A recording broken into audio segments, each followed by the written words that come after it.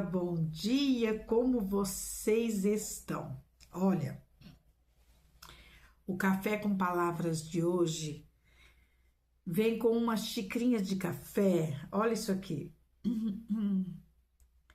do meu casamento. É o que restou das minhas lembranças. Fora as fotografias, eu tenho 2 xicrinhas dessa e um bolinho, que a tampinha foi embora. Mas eu tenho 2 xícaras e um bolinho. Poderia ter muito mais coisas, mas foi embora. Não me pergunte como, porque numa casa onde tinha 3 crianças, e eu gostava, sempre gostei de tirar minhas coisas da caixa, gente. 40 anos tem essa xícara. Eu sempre quis ter as coisinhas assim, sabe? Aqueles crochêzinhos no armário. Vai mais uma experiênciazinha aqui. Eu nasci no interior de São Paulo, na cidade de Cândido Mota. Terra é conhecido como o chão vermelho. Terra da soja, do amendoim, do milho e dos crochês. E em Cândido Mota, onde eu nasci, na terrinha dos crochês, muito novinha, minha mãe comprava agulha e linha para mim. Eu vim de lá muito pequenininha, mas meu pai ia várias vezes no ano lá com a gente, com o Fusca caindo os pedaços. Que muitas vezes a porta do Fusca era amarrada com arame, mas pensa numa família feliz. O Fusca é pequenininho e a gente ia várias vezes no ano. Quando ia na época da manga, a gente tinha que substituir o lugar dos pés, aquele copinho, aquele espaçozinho que tem no Fusquinha atrás, vinha cheio de manga. E as roupas, a mãe colocava na frente. Fusquinha não tem aquela partezinha que é... Ai, meu Deus, que coisa linda, como éramos felizes com tão pouco. Então, eu aprendi a fazer crochê com as minhas primas muito cedinho, porque as crocheteiras de Cândido Mota, minhas primas eram uma das melhores. E nós trabalhávamos com aquela linha Cleia fina, que ela parece uma rendinha. A cabecinha da agulha de crochê que eu trabalho, gente, até hoje eu não sei trabalhar com linha grossa, eu tenho dificuldade de trabalhar com barbante, já não faço tanto mais como fazia, aliás, quase nem faço, mas fiz muito crochê, paguei muita conta de água, de luz, comprei muito leite, ajudei muito na minha casa, quando minhas crianças eram pequenas, fazendo crochê. Aliás, eu vendi quase todo o meu enxoval, porque na prova eu saía vendendo os jogos de crochê que eu tinha, toalhas de mesa mesmo, que a coisa era assim, 3, 4 meses trabalhando sem parar para fazer uma toalha de mesa, porque a linha era muito fininha, parecia uma renda. E a casa sempre arrumadinha, chão de vermelhão, aprendi a fazer o crochê muito cedo. E quando eu arrumava minhas coisinhas na minha casinha, porque a minha casinha parecia uma casinha de boneca, na verdade... Parecia mesmo a casinha de boneca, 2 cômodos, chão de vermelhão, Moacir tinha umas 30 gaiolas de passarinho, todas muito limpinhas, todo dia ele limpava aquelas gaiolas, gente, era um ritual. E as minhas coisinhas sempre expostas. O pouco que eu ganhei no meu casamento, que eu não ganhei muita coisa, mas o pouco que eu ganhei, eu expunha no armarinho, onde eu podia tinha o crochêzinho e os meus bolinhos, as minhas xicrinhas. Casa com criança, perdi tudo, quebrou. Mas sobrou a xicrinha. Café com Palavra hoje tem sempre me vem algumas coisas na memória. Cada item me traz uma lição. Mas eu quero falar com vocês hoje uma mulher que sonhou com Jesus. Nós do setor 69 estamos lendo o Novo Testamento. Começamos um desafio, nós fizemos um relógio de oração de 40 dias, depois que terminou o relógio de oração, nós tivemos várias atividades, é o setor que está sempre em movimento. Aí tivemos um curso de lideranças e obreiros maravilhoso, foi a coisa mais linda, que nós registramos como CEPOL, que é o curso preparatório para obreiros e líderes. E terminando o CEPOL, agora nós entramos no desafio de leitura do Novo Testamento, porque o dia da Bíblia é no segundo domingo de dezembro e nós queremos terminar uma semana antes a leitura do Novo Testamento. Você vai lendo a Bíblia, por mais que você leia, você sempre é alcançado por algo assim que você fala, nossa, como eu não li ainda isso? Pois é, tem muitas coisas que nós vamos nos surpreender. E nessa pesquisa, nessa leitura, no capítulo de número 27 de Mateus, nós encontramos a mulher que sonhou com Jesus. Tem tanta gente sonhando tantas coisas e tem muitos sonhos que são bons, mas sonhar com Jesus é maravilhoso, não é? E eu quero trazer uma reflexão para o seu coração. Deus tem sonhos maravilhosos para a sua vida. Sonhos que eu falo é visitação de Deus mesmo no sonho. Quem aqui não teve a experiência de ser visitado por Deus no sonho? Você não teve? Eu já tive. O Senhor já me contou muitas coisas em sonho. Decisões que eu tinha que tomar e eu não sabia. Porque tem muitas coisas que nós não vemos, não ouvimos, não participamos. E Deus nos dá livramento, Deus nos dá diretrizes, Deus nos dá coragem, Deus nos ensina o que fazer. Tem muitos sonhos que são de barriga cheia? Sim. Sonhos normais da vida. A Bíblia diz que das muitas preocupações vem os sonhos. Mas tem sonhos que são visitação do céu.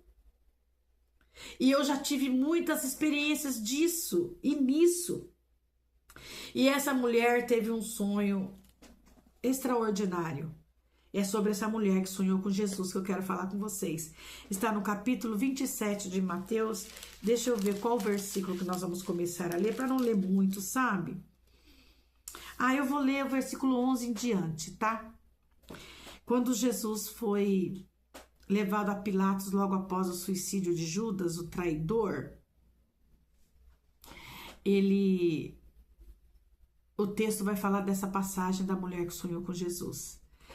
Foi Jesus apresentado ao governador e o governador o interrogou dizendo, Mateus capítulo 27, Evangelho de Jesus Cristo, segundo escreveu Mateus capítulo 27, versículo 11. E o governador o interrogou dizendo, és tu o rei de judeus? Aí Jesus respondeu, você diz isso, tu dizes. Sendo acusado pelos príncipes dos sacerdotes, pelos anciãos, ele nada respondeu. Por isso que a Bíblia diz que ele foi como um cordeiro mudo ao matadouro. Disse-lhe então Pilatos, não ouves quanto testificam contra ti? Você não está vendo que o povo está falando? Responde, reage. Mas Jesus nos ensina, e aqui eu abro um parênteses na mulher que sonhou com Jesus, e eu te deixo uma palavra de direcionamento, que nem sempre vale a pena responder algumas questões. Quantas vezes eu pensei em responder, revidar, justificar, tirar satisfação, chamar a pessoa olho no olho, quantas vezes isso é necessário, mas muitas vezes não é necessário. E como saber quando é e quando não é? É o Espírito Santo que nos orienta. E quantas vezes nós temos que nos calar? Estão falando, acusando, instigando, provocando, te conduzindo a você reagir, e o Senhor fala, fica quieto. Não responda. Aqui aconteceu isso. Pilatos chegou a ficar nervoso. O Senhor não está vendo que estão falando, te acusando? E o Senhor está calado, fala alguma coisa. Nenhuma palavra lhe respondeu, de sorte que o governador estava muito maravilhado. Versículo de número 15. Ora, por ocasião da festa, costumava o governador soltar um preso, escolhendo o povo aquele que quisesse. E tinha então um preso bem conhecido, chamado Barrabás. Portanto, estando eles reunidos, disse-lhes Pilatos, qual quereis que vos solte, Barrabás ou Jesus chamado Cristo? porque sabia que por inveja o haviam entregado. Pilatos sabia. E estando ele assentado no tribunal, sua mulher, a mulher que sonhou com Jesus, mandou dizer: Pilatos, não entre na questão desse justo, porque num sonho muito sofri por causa dele. Você sabe que no final Pilatos lavou as mãos. Mas deixa eu parar aqui. Jesus não respondia. Perante Pilatos, ele estava sendo acusado. Pilatos queria que ele falasse alguma coisa, porque Pilatos sabia que ele era justo, mas Jesus não respondia e Pilatos ficava maravilhado, porque como pode um ser humano ser tão provocado e não reagir? Porque Jesus sabia que tudo aquilo que estava acontecendo era necessário que ele passasse. Quando nós entendemos que Deus está no controle de todas as coisas, porque falar que Deus está no controle é fácil. Deus está no comando. Deus está... Virou moda para muitas pessoas. Eu, quando falo em verdade. E você também tem que falar em verdade. Mas muitas vezes, mesmo falando em verdade, eu me perco. Muitas vezes querendo reagir.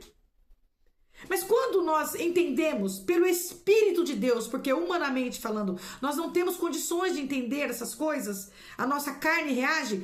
Quando o Espírito de Deus ministra em nós que Deus está na determinada situação e que tudo que acontecer, Ele vai estar regendo e conduzindo para um caminho de vitória, a gente se aquieta, a gente para. Mesmo querendo fazer, a gente para. E mesmo entendendo toda essa situação, Jesus, sabendo que tudo estava acontecendo porque tinha que acontecer, ele não responde. Mas a mulher de Pilatos sonha com Jesus. E eu quero trazer uma palavra de Deus para o seu coração. Deus tem sonhos. E sonhos que eu falo não é só projetos que você ainda não tem em mãos.